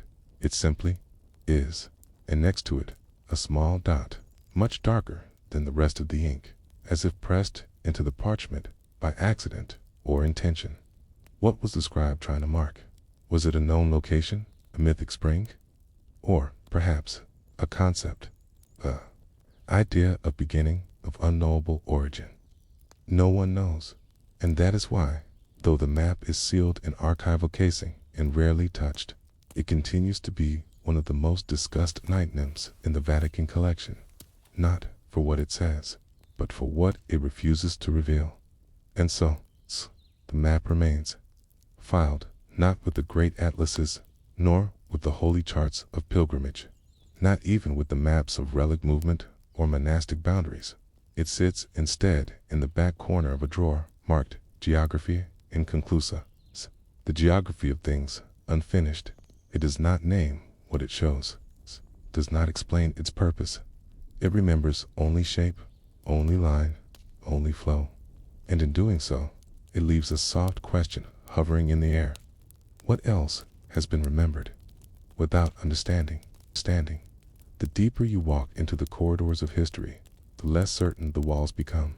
Stone becomes parchment. Names blur, and sometimes even rivers flow without banks. So it is with the map of the Nile that has no signature, a quiet parchment that remembers a river's shape, could not its people, a ghost of geography kept in a drawer that few remember, in a building that holds the memory of empires. But where memory fades, patterns remain. And those who study patterns, the scribes, the monastics, the keepers of quiet things, have long watched the flow of time in ink with great care. In 1724, a curious Benedictine monk named Brother Callisto made a note in the margins of his personal geography ledger, now kept in a minor collection at Monte Cassino. His words were modest, almost dismissive, but deliberate, a curious line drawing in the Roman holdings. The Nile, I suspect, but drawn in such a way as to suggest not passage, but breadth. A strange word for a map. But Brother Callisto was not a cartographer by trade. He was a meditative scholar, trained in the slow arts of contemplation. And he, like a few others, over the centuries, began to suspect that the map was less about location and more about rhythm. Somewhere between legend and fact, there lies an unspoken theory whispered by a handful of monastic historians, that the map was not intended to be viewed all at once, that its folds were deliberate, that each segment of river was meant to be revealed slowly, one portion at a time. The act of unfolding the river was, in itself, an act of prayer in a forgotten parchment, once translated by the early Jesuits from a now-lost Coptic dialect. There exists a single cryptic phrase: to walk the Nile with the eyes is to inhale the breath of the ancients. What might that mean? Some scholars believe that early Coptic monks living in isolation along the Nile would trace the river during daily devotions, not on maps, but in memory, citing the names of villages and temples, pausing at bends, reflecting at cataracts. For them, the Nile was not just a river. It was a living timeline, a sacred artery, a remembrance of order in a world of disorder. And when Christianity spread deeper into Egypt, reshaping shrines, carving crosses into old pylons, some of these monks may have fled. Their knowledge may have traveled with them, westward, up the coast, into monasteries that accepted strangers with strange customs, into scriptoriums where the scrolls were copied not with understanding, but with care. What if this map, the map with no labels, was one such remnant, diagram for internal meditation, accidentally preserved in a world obsessed with borders and conquests? In 1816, Cardinal Ludovico Borgia, a distant cousin of the infamous family, quietly funded a project to catalog all anonymous maps held in the Vatican, not for their political value, but for their visual oddities. His private notes only, partially published decades later, reveal a fascination with maps that breathe. He described several: a circular drawing of the world surrounded by clouds, a diagram of constellations woven into the paths of old roads, and, most notably, the Nile map. Cardinal Borgia noted that the map contained 3 distinctive folds, lined with major changes in river direction. A watermark barely visible under candlelight, shaped like a stylized red boat, and, in the lower margin, a series of dots pressed gently into the parchment with the back of a stylus, forming a pattern resembling Morse code centuries before it existed. The dots were not inked. They were impressed, tactile, hidden unless the parchment was tilted toward light. He concluded with a line that has haunted researchers since: "This is not a map to be read. It is a map to be felt." Centuries later, in the 1980s, a quiet scholar named Mariette de Salle from the École Biblique in Jerusalem received special permission to study Vatican cartographic anomalies. She arrived with little fanfare. She requested no photographs. She brought only a magnifying lens, a tracing vellum, and a portable lightbox. Over 6 months, she examined the Nile map 43 times, and then, without publishing a paper, she left. Only one note survives in her personal notebook, now held by her niece and Lion. The source of the Nile on the map is not drawn. It is left open deliberately. The scribe was not ignorant. The scribe was inviting. Inviting what? Interpretation, prayer, memory, and this is where the story moves from the physical to the philosophical among those who have studied the map. There is a term used in private cartographic silence. It refers to the intentional absence of information, not mistakes, not ignorance, but chosen omission. On the Nile map, the silence is everywhere. No legends, no scale, no languages, no religious symbols, no human forms. Yet the river is lovingly drawn, every curve precise, every island in proportion. The attention is not to territory, but to continuity. Could it be that this was a sacred silence? That the map was meant not for exploration, but for submission? A way for one to feel small before something vast and eternal, not unlike the purpose of chants, labyrinths, or icons. When viewed in this way, the map becomes not a tool, but a companion, a still object for a moving mind. And yet, one question remains: Who made it? Theories abound, but no single name has ever emerged. Some suspect it was the work of a Christian convert from Egypt, trained in Coptic monasteries and later taken into a European cloister. Others believe it was created in Andalusia during the brief period when Jewish, Muslim, and Christian scholars worked side by side, trading manuscripts and metaphors. One theory, bolder, but not impossible, suggests the map may have been copied from a fragment once housed in the Library of Alexandria, carried west before the fires, saved in secret, copied quietly for a monk who did not know what he held. But the Vatican has never confirmed any provenance, and perhaps it never will, because the map resists closure. It was not made to inform, but to suggest, not to define, but to invite. And so, generation after generation, scholars open the drawer, examine the river, trace it with reverent hands, and then close it again, more uncertain than before. In a Vatican seminar held in 2009 on the topic of sacred geographies, one quiet presenter ended her remarks on the Nile map with a story that during a particularly difficult winter in the 1950s, a novice librarian was found asleep in the map room, slumped beside the drawer, the parchment folded beside her. When asked what she was doing, she simply said, "I was listening to the river." In that, more than pigment, more than parchment, more than provenance, may be the map's deepest truth, not what it shows, but how it invites silence, and how, through silence, we remember what we were never taught. There are some artifacts that resist categorization, not because they are too complex, but because they are too quiet. The Nile map found in the Vatican archives does not declare itself. It does not claim to be ancient, or valuable, or even important. It does not scream with royal decrees, nor does it shout with borders or cities. Instead, it waits. It waits in a drawer built of cedar and brass, its corners softened by centuries of cautious hands, its fibers thin but unbroken. And it waits not to be read, but to be remembered in the final years of the 19th century. A French archivist named Émile de Hardens, employed by the Congregation for the Propagation of the Faith, was tasked with cataloging forgotten drawers in lesser-accessed Vatican wings. He kept a journal of what he called quiet things, objects not worth exhibiting, but too strange to discard. In March of 1894, de Hardens found himself staring down into a drawer labeled non-identifiable artifacts.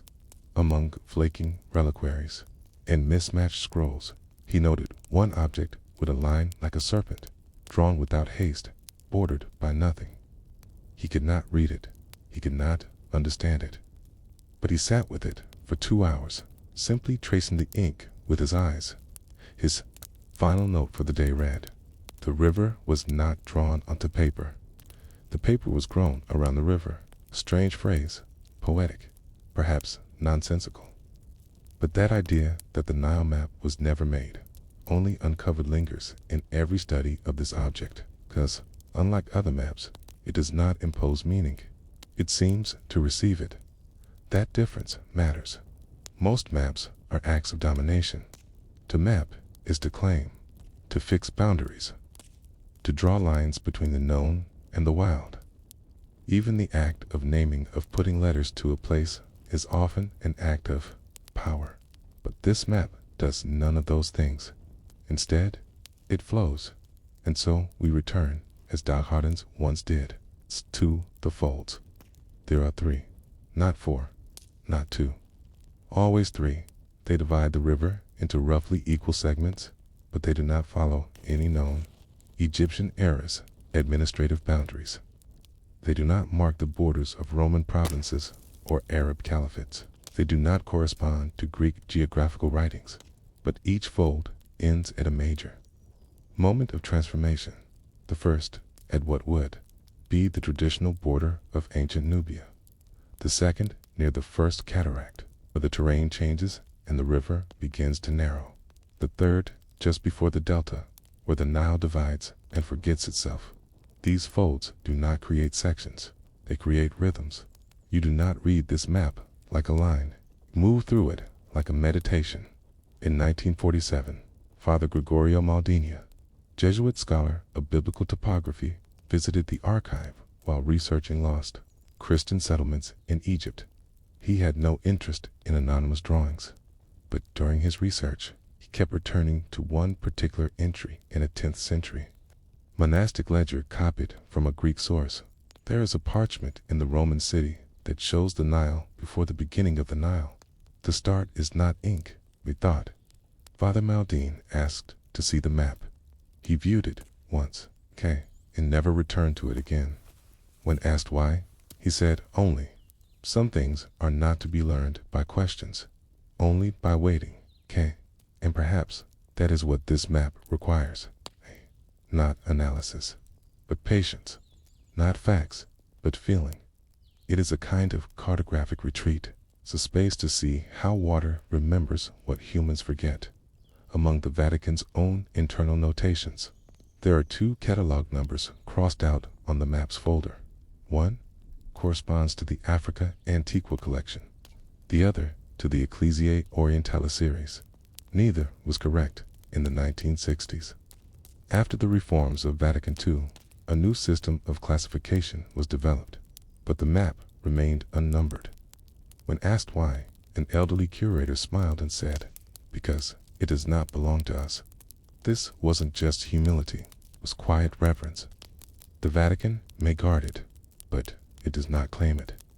The document rests there not by ownership, but by custodianship. It is a guest, perhaps a lost pilgrim, perhaps we all are, but what of its origins? After centuries of speculation, is there any clear hypothesis?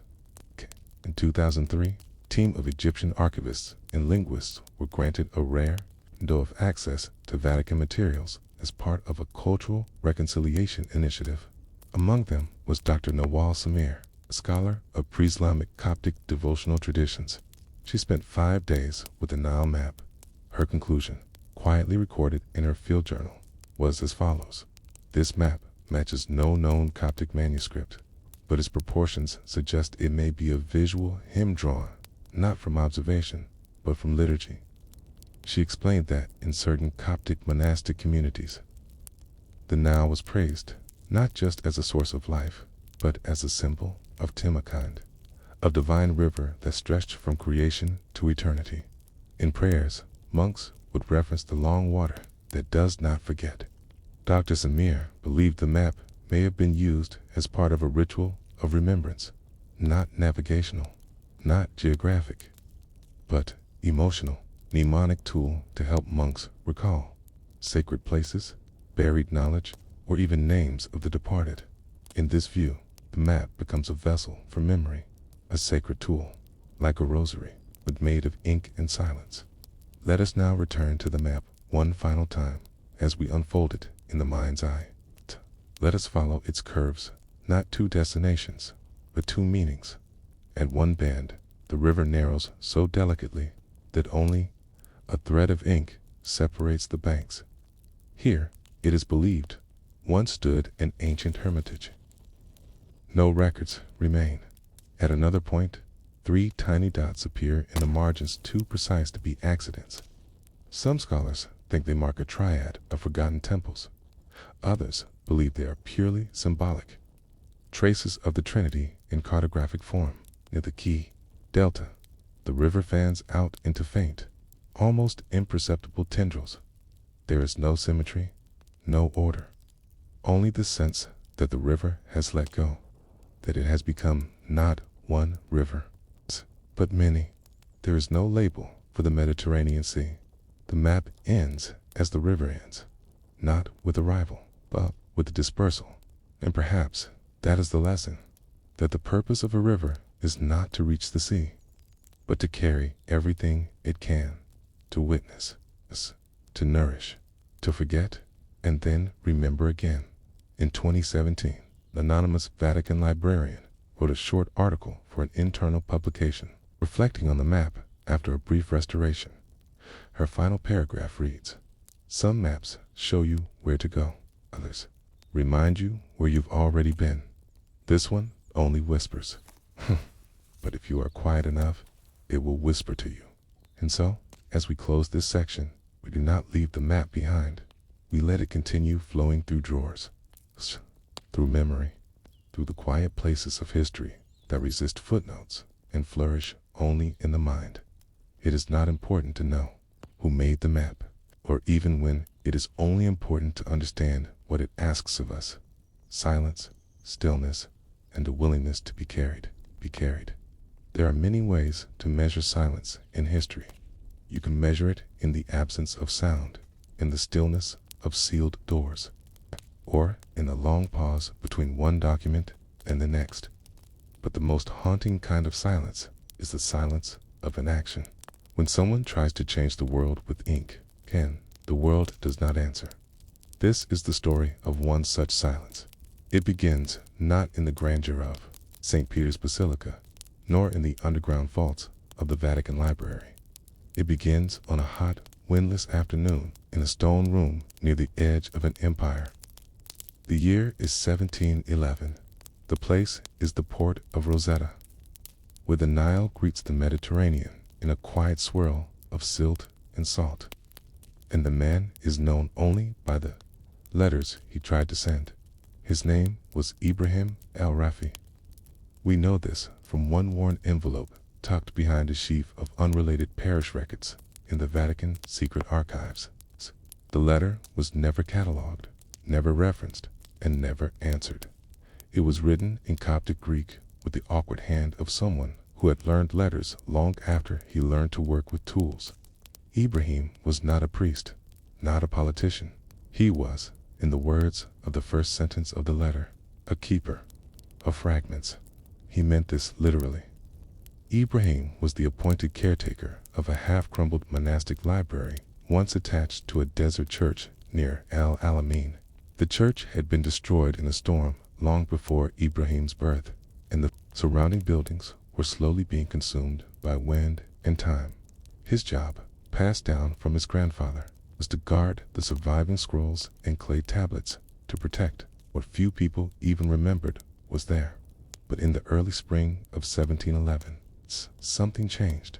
A foreign scholar, Italian or perhaps French, had visited the ruins with the quiet haste of a man on assignment. He spoke little, offered no name, and left after only a few days. But he asked peculiar questions. He spent most of his time not in the central chapel or the living quarters, but in a collapsed corner near a set of buried wine jars, where old funerary offerings were sometimes found. It was there, Ibrahim later wrote, that he discovered the bundle wrapped in oilcloth and black linen. The bundle contained 6 tablets, rectangular pieces of dark stone, etched not with hieroglyphs, but with something else, a mixture of Demotic and early Arabic, or perhaps a cipher. Ibrahim wasn't sure. But one thing he believed with total conviction: the tablets had not been meant for the living. They had been sealed beneath the church floor, near the bones of Caplets, a solitary anchorite, a Christian hermit whose name had been forgotten in his letter. Ibrahim described the foreigner's interest in the tablets. The man had taken detailed sketches and then offered Ibrahim a sum of silver coins in exchange for the originals. Ibrahim refused. The coins were left on the chapel altar regardless, along with a bottle of fortified wine that Ibrahim did not drink. That night, under candlelight, Ibrahim made the decision to write to Rome. It was not an easy letter, he wrote, slowly, copying phrases from older documents, occasionally switching to Arabic or Coptic when Latin failed him. But the intention was clear. He believed the tablets were sacred, not just because of their content, which he admitted he could not translate, but because of where they were found, in the sense of quiet gravity that surrounded them. He did not ask for money. He did not ask for protection. He simply asked for guidance. "I do not know," he wrote, "whether this knowledge is meant to be hidden or revealed again." The letter made it as far as Cairo. Then, Surprisingly, it traveled further, passed between priests and scholars, eventually handed to a Jesuit clerk stationed near the Alexandrian consulate. From there, through a chain of unknown couriers and Catholic agents, it reached Rome. But this is where the trail ends, or rather dissolves. The envelope was never opened. The seal was intact when it was catalogued nearly 2 centuries later. It had been logged as an irregular missive of low urgency and placed into a wooden drawer reserved for miscellaneous Coptic correspondence. By the time the drawer was reopened, the monastery Ibrahim guarded had long since crumbled to dust. And yet, there was no record that the Vatican had ever sent a reply. No letter, no envoy, no request for further information. Ibrahim's careful script, his urgent appeal, his description of the tablets, and his final question, all of it went unanswered. Why? The question hangs heavy, not because of conspiracy, but because of bureaucracy. The early 1700s were not a time of rapid communication or swift ecclesiastical action. The Vatican was overwhelmed with petitions, claims of relics, forgeries, political entanglements between local bishops. Far from the center of Rome's attention, had become a spiritual outpost, respected but not prioritized. And Ibrahim. Ibrahim was no bishop, no priest, not even a monk. Just a caretaker, a scribe of fragments. Still, one wonders what was on those tablets. Later attempts to find them failed. By the 19th century, the site was buried under sand. Key and 2 European archaeologists reported that nothing but broken amphorae remained. A scroll fragment was recovered from the chapel, a list of saints' feast days written in a light Coptic dialect, but there was no mention of the tablets. There were rumors, of course. One 19th century German Orientalist claimed to have seen a set of black tablets with no known script in a Cairo shop window, but he could not produce them again. A French manuscript from 1827 mentions a set of desert stones bearing an untranslatable warning, but provides no location or attribution. And in 1910, a letter surfaced in a Jesuit seminary in Spain, referencing the incident of the Rosetta caretaker, but the document has since vanished. And what of Ibrahim? There are no more letters, no further records. His name appears once more in a Coptic burial register dated 1734, listing him as Ibrahim, keeper of the ruins. No cause of death, no lineage, just a name and a year. Like so many stewards of lost things, he disappears not with thunder, but with stillness. It's easy to dismiss stories like his, a letter lost, a few stones missing, a whisper of a language we can't trace. But buried within these small silences is a larger truth, that history isn't only made by kings, popes, or wars. It is shaped just as deeply by those whose messages never arrived, whose discoveries were overlooked, whose questions remained hanging in the air. And so, we are left with that question once more. Did Ibrahim truly find something sacred? Something meant to stay hidden? Or was he simply one more careful man who mistook coincidence for mystery? When you trace the movement of forgotten documents, you rarely do so in straight lines. More often, you follow small bends in time notations in the margins, misfiled stamps, fragments hidden behind bindings. And so it was that almost 2 centuries after Ibrahim el-Rafi penned his appeal, another hand reached for the same silence. The year was 1892. Europe, breathless with Egyptomania, was buying up every fragment it could find. Scarabs, papyri, even the occasional preserved toll sold from an open-air stall in Cairo. The Vatican, cautious and methodical as ever, remained a quieter participant in this new appetite for antiquity. But inside its thick walls, some curiosity still stirred. Enter Fr. Tommaso Aldrovandi, a quiet, soft-voiced Jesuit with thinning hair and a love of index cards. Aldrovandi had been assigned to the Vatican's archival staff, not for his brilliance, but for his perseverance. He had a particular affection for miscatalogued items, believing that the greatest truths of faith and civilization often sat beneath wrong labels. And so, on a gray afternoon in early spring, he stumbled upon Ibrahim's letter. It was wrapped, entwined, the wax seal, unbroken, bore the faintest impression of a crude sun with 6 spokes. Cade, the filing note, scrawled in a thick 18th century hand, said only, unopened, Eastern origin, non-urgent. Aldrovandi, who had been searching for birth records, paused. Key read the label again. Carefully, he broke the seal. Inside were 7 pages. Ink faded. Words, unsure. A mixture of tongues. Greek, Coptic, Arabic, switching as if the writer was searching for comprehension more than coherence. Aldrovandi was trained in Latin and Church Slavonic. Coptic was not his strength. But he recognized desperation when he read it. The letter was more than an appeal. It was a narrative. Ibrahim described the location of the tablets, the burial cloth, the manner in which the foreign man had sketched them. There were even attempts, crude, almost childlike, to draw the inscriptions themselves, etched with a dull quill that seemed to have torn the paper in spots. Aldrovandi made notes, quietly, carefully. Then he did something rare for a Vatican scribe. He wrote back, not to Ibrahim, who by then was long dead, but to the only remaining address on the envelope, the chapel ruins at El Alamein. He never received a reply. Months passed. He submitted a request to visit Egypt, citing interest in cataloging Coptic relics. The request was denied. Travel budgets were scarce, and Aldrovandi was considered too low in rank.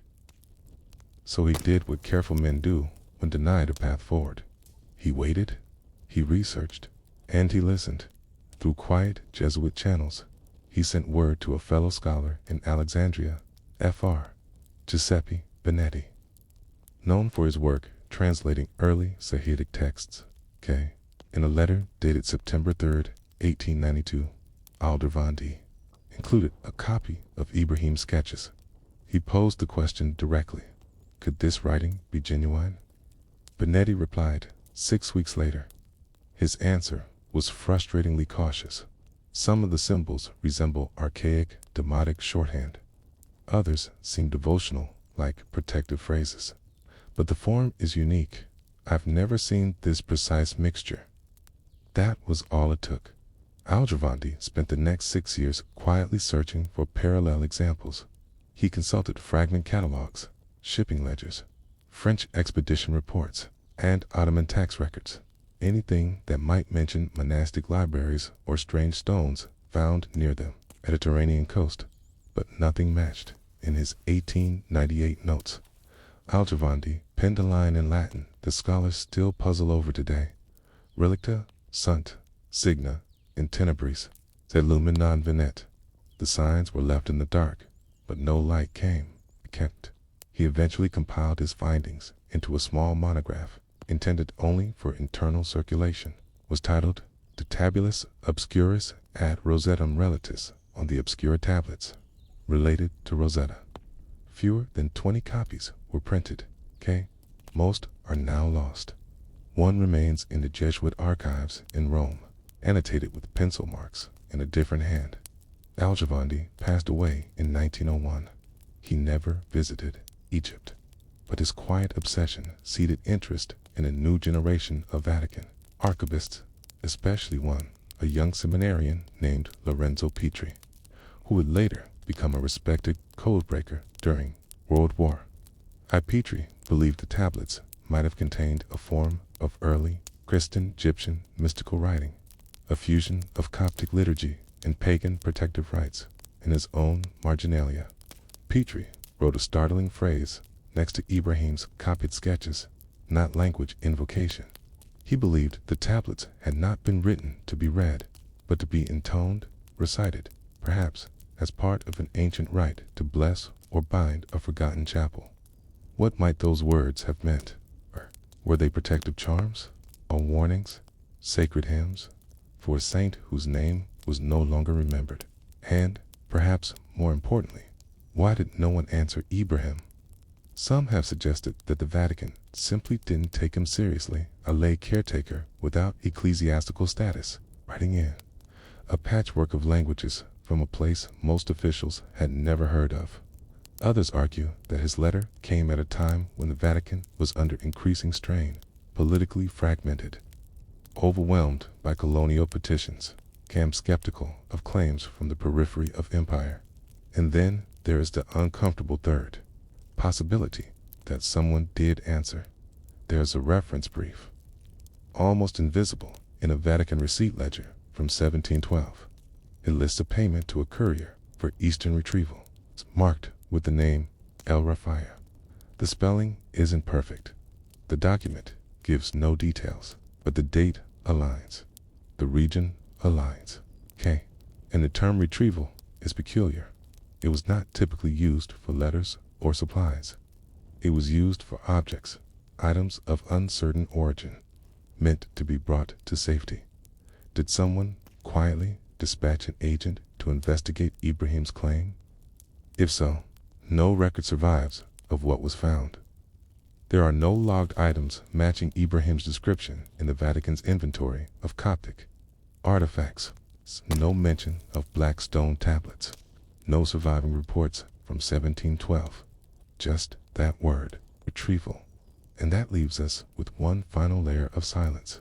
A silence built not from absence, but from too many unanswered trails.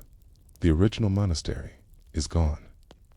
The stones, if they ever left the ground, are nowhere to be seen.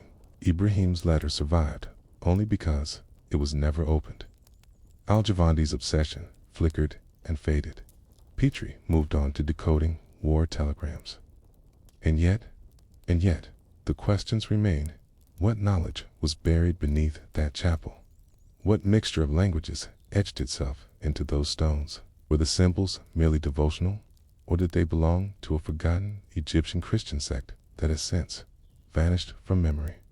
And if someone, somewhere within the curving halls of the Vatican, did know what the tablets were, why has the world never heard of them? By the time the Second World War came and went, much had changed in the Vatican. The archives, once guarded with ancient rituals and slow ceremony, had been partially reorganized. Catalogs were modernized, access rules debated, and post-war scholars began requesting materials once thought sealed for eternity. But some things remained unchanged. Among them, the strange, unfiled category of materials labeled simply as non-responded foreign appeals. This was where Ibrahim el-Rafi's letter still sat. The pages had darkened. The ink, once faded, now appeared more as bruises on the parchment than as words. The wax seal, broken long ago by Al-Javandi, was stored separately in a glass envelope among other unclassified impressions. Fine Vatican archivists assumed it was of Ottoman origin. Others said it resembled an Armenian motif. Still others dismissed it as an amateur's design. No one knew for sure, because no one still cared, except one man, Dr. Marcello Leoni, a Jesuit-trained linguist with a specialization in ancient Egyptian liturgical fragments. Leoni was part of a rare Vatican program in the 1980s that sought to digitize fragments before they physically degraded. The project, internally called Lucerna, was not publicized. Most of what was scanned never reached researchers outside the Curia, but Leoni remembered the letter. He remembered Al-Javandi, and in 1987, he filed a formal request to view any related Eastern fragment containing mixed script and associated with Jesuit or Franciscan appeals. To his surprise, his request was approved. What he found, he later told the closed-door symposium of ecclesiastical scholars, was a voice speaking in too many tongues at once, like a man trying to be heard by a room full of strangers, none of whom shared the same language. The mixture of Coptic, Greek, and classical Arabic was nothing unusual, but what struck Leoni was the form. The sentences did not follow typical epistolary logic. They looped, they circled. At times, Ibrahim wrote as if dictating, other times as if confessing. There were moments when he addressed the reader as your grace, and others when he used "O guardians of the room." No such office existed. More curious still, Leone's linguistic software flagged several of the symbols drawn on the final page as resembling pre-Christian Proto-Egyptian glyphs, the kind seen in quarry walls, long before standardized hieroglyphics were used for temple inscriptions. But how could a 17th century monastery caretaker have known them? Leone consulted the limited surviving notes from Aldrovandi and Petri. He cross-referenced them, the mid-20th century Vatican list of unsolved symbol fragments.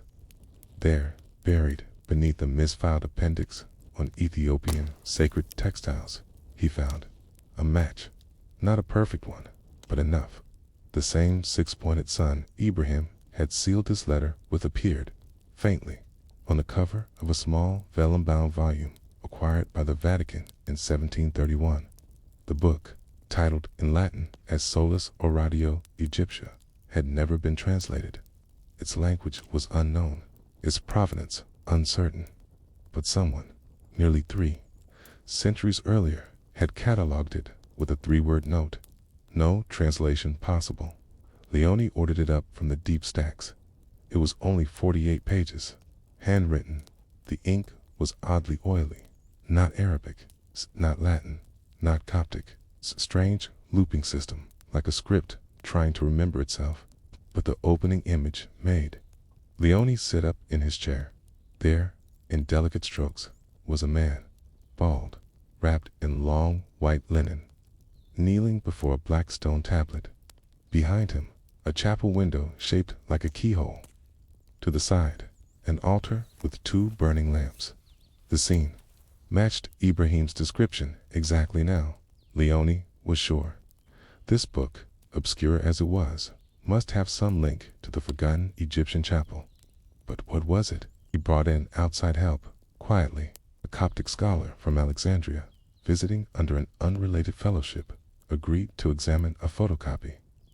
Her verdict was startling. Though the text was undecipherable, the ritual actions depicted in the margins bore resemblance to early desert monastic prayers, known to be used for unbinding the dead. Unbinding, a strange phrase.